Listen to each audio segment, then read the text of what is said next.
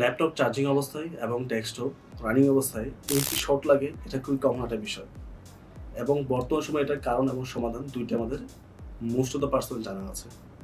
But তারপর আপনাদের কাছে প্রচুর কমেন্ট পেয়েছি এই বিষয়ের উপর একটা ভিডিও মেক করার জন্য, তাই মূলত আজকে ভিডিও মেক করা হচ্ছে। এখন আপনারা যে বিষয়টা জানেন কেন এটি শর্ট লাগে বা এটার সমাধানটা কী, তাহলে ভিডিও দেখার প্রয়োজন নেই। বাট যারা জানে না তারা অবশ্যই দেখবেন, এখানে তারা প্রপার সলিউশন এবং মূল কারণটা কী সব কিছু জানতে পারবেন। কারণ প্লাস সমাধান দুটো বলা রাখি, একটা বিষয় এখন বলে রাখি, আমি এখানে চেষ্টা করব প্রত্যেকটা বিষয় একদম সিম্পল ভাষায় ইজিলি বুঝিয়ে দেওয়ার জন্য, তো প্রত্যেকটা পার্সন বিষয় ক্লিয়ারলি বুঝতে পারে। বা যেহেতু পাবলিক প্লেস, অনেকে কোশ্চেন করতে পারে, মিস্টেক করতে পারে ইজি কথার কারণে, তাই বলে রাখছি আমার স্টাডি ব্যাকগ্রাউন্ড কিন্তু ত্রিপুলি। সো এইটার প্রত্যেকটা বিষয় ইন ডিটেলস আমার জানা আছে, বাট এই বিষয়টা বোঝার জন্য টেকনিক্যাল কোনো নলেজ প্রয়োজন নেই। সো প্রথমটা কারণটা বলি, তারপর আমরা সলিউশনে যাব। তো শর্টলি যদি আনসার দিই, তাহলে এক কথায় বলতে গেলে আপনি যে ডিভাইসে এই প্রবলেমটা ফেস করছেন বা আপনার যেই বাসায় এই প্রবলেমটা ফেস করছেন, আপনার ওই বাসার লাইনের মধ্যে হয়তো গ্রাউন্ডিং করা নেই, বা আপনি যে মাল্টিফ্ল্যাক্টর ব্যবহার করছেন ওটার মধ্যে গ্রাউন্ডিং বা আর্থিংটা করা নেই। এই আর্থিং বা গ্রাউন্ডিং না থাকার কারণেই এই প্রবলেমটা মূলত হয়। বিষয়টা একটা এক্সপ্লেন করি, তাহলে প্রপারলি বুঝতে পারবেন। যে সকল ডিভাইস হাই পাওয়ার কনজিউম করে, যেমন PC, laptop, washing machine, iron, fridge, এই টাইপের অনেক ডিভাইসে রয়েছে আমাদের বাসা বাড়িতে যেগুলো হাই পাওয়ার কনজিউম করে, এবং এদের মধ্যে ম্যাক্সিমাম ডিভাইসে যে ইলেকট্রিক পাওয়ার সাপ্লাই অপশনটা থাকে, দেখবেন এখানে 3 পিন থাকে। এই বিষয়টা প্র্যাকটিক্যালি দেখাই, তাহলে প্রপারলি বুঝতে পারবেন। আমি আমার ল্যাপটপের চার্জার থেকে কেবলটা খুলে নিয়ে আসছি। ওকে, সো কেবল দেখতে পাচ্ছেন 3টা অপশন রয়েছে এখানে। একটা অপশন হচ্ছে লাইন, একটা হচ্ছে নিউট্রাল, মানে হচ্ছে প্লাস মাইনাস, যেটা আপনি বুঝেন এখানে। সো লাইন অপশন দিয়ে কারেন্টটা যাবে এবং নিউট্রাল দিয়ে বের হয়ে আসবে। এটা হচ্ছে মূলত কারেন্টের ধর্ম। আপনি কারেন্ট যেখানে সাপ্লাই দেন না কেন, কারেন্ট একটা ধর্ম হচ্ছে ও যেভাবে যাবে ঠিক নিউট্রাল দিয়ে সেমভাবে বের হয়ে আসতে হবে, মাস্ট। এখানে কোন প্রকার বাধা বিঘ্ন ঘটলে ঝামেলা হবে। সো আমরা যে সকল ডিভাইসের প্রবলেমগুলো ফেস করি, আমাদের কারেন্ট যাচ্ছে, বের হয়ে আসতেছে, এই পর্যন্ত ঠিক আছে, প্রবলেম নেই। বাট প্রবলেমটা হচ্ছে আমাদের ডিভাইসের ভিতরে যে অনেক ধরনের পার্টস আমরা ব্যবহার করি, ক্যাপাসিটর, রেজিস্টর, পাওয়ার সাপ্লাই, অনেক ধরনের পার্টস থাকে।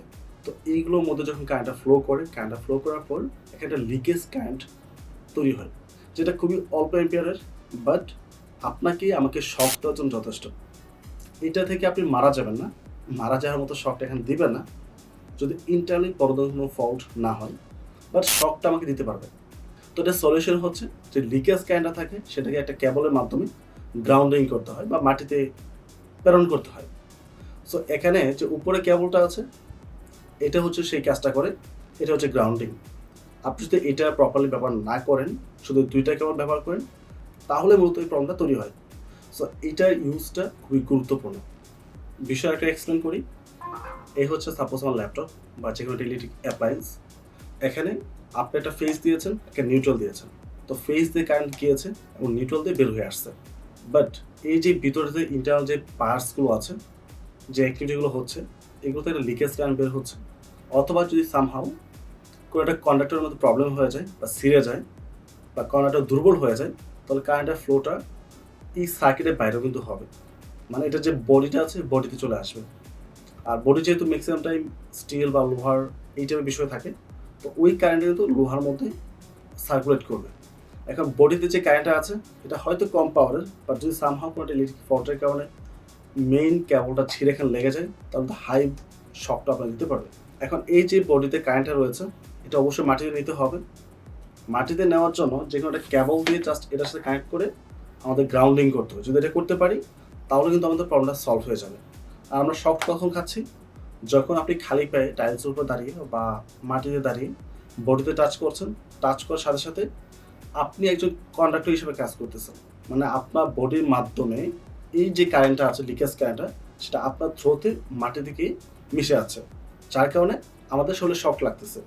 বা যদি আপনি এটা জুতা পরে যান অথবা একটা কার্পেটের উপরে দাঁড়ান, তাহলে কিন্তু এই জিনিসটা আপনি ফিল করবেন। যত ধরে রাখেন আপনি কোনো প্রকার ইলেকট্রিক শর্ট খাবেন না।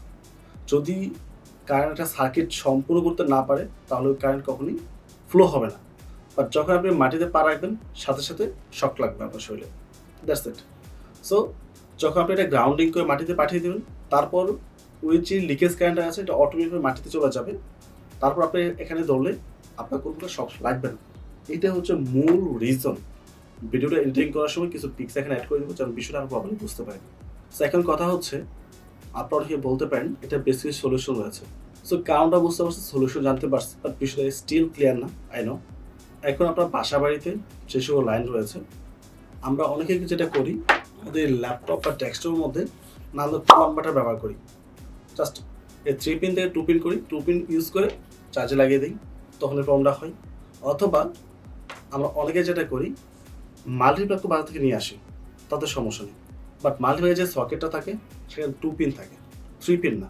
বাংলাদেশের ম্যাক্সিমাম ক্ষেত্রে এই জিনিসটাই হয়, 2 পিন থাকে। আপনি 2 পিনে কোথাও লাগিয়ে দিয়েছেন, হয়তো বা মাল্টিপ্লাগের মধ্যে 3 পিন অপশন রয়েছে, বা থাকলেও এটা কোনো কাজের না। সো যতক্ষণ পর্যন্ত গ্রাউন্ডিংটা অ্যাক্টিভ না হবে ততক্ষণ পর্যন্ত এই প্রবলেমটা সলভ করা যাবে না। এখন অনেকে কমেন্ট করে বলতে পারেন ভাই একটা লোহার সাথে কানেক্ট করে দিলে হলো, বা জানলা গ্রিলের সাথে লাগিয়ে দিলে হলো। এই কাজটা বিশেষ করে দ্য স্টুডেন্ট এই কাজটা অনেকে ট্রাই করে করার জন্য, বা সেই ক্ষেত্রে আসলে কোনো প্রকার রেজাল্ট আপনি পাবেন না। সেম প্রবলেম সেমভাবে থাকবে, বা আপনার রিস্ক আর বেড়ে যাবে। যদি আপনি পিসি এটা কেবল ছিঁড়ে বডিতে লেগে থাকে তখন তো হাই পাওয়ারের লাইন থাকবে। সামহাও যদি সেটা আপনি গ্রিলের সাথে লাগিয়ে রাখেন এবং ধরে রাখেন তাহলে শক্ট খাবেন। বাট যদি গ্রাউন্ডিং করা থাকে তাহলেও কিন্তু আপনি পিসিতে ধরলে কোনো শক্ট খাবেন না, কোনো প্রবলেম আপনি ফেস করবেন না। তো এই কাজটা করতে যাবে না কোনো রডের সাথে কানেকশন দেওয়া বা জানলার গ্রিলের সাথে কানেকশন দেওয়া। এই কাজটা না করে একটা তার কিনে সেটা আপনি সরাসরি গ্রাউন্ডিং করেন, সেটা আপনি যেভাবে করতে পারেন। যেখানে থাকেন, যেখানে আছেন, গ্রাউন্ডিং করার অনেক অপশন রয়েছে, হয়তো কয়েক গোছ তার লাগবে, এটা ম্যানেজ করে গ্রাউন্ডিংটি কমপ্লিট করেন। আর সবচেয়ে বেটার হয় বাজার যে সকল মাল্টিপ্লাগ পাওয়া যায় এগুলো ইউজ না করে নিজের মতো করে আপনি তৈরি করে নেবেন, সেটা মাচ বেটার হবে। ওকে, কিছু অংশ আমি মোবাইল দিয়ে করে দেখাচ্ছি আপনাদেরকে আমি আসলে কী টাইপের মাল্টিপ্লাগ ব্যবহার করি, তাহলে এটা আপনাদের আইডিয়া চলে আসবে। সো এখানে দেখতে পাচ্ছেন আর একটা মাল্টিপ্লাগ রয়েছে, এবং এটা কিন্তু আমার নিজে তৈরি করা। ইভেন এখানে আরেকটা রয়েছে, সরি। সো এটাও কিন্তু আমার নিজে তৈরি করা আছে, ঠিক আছে।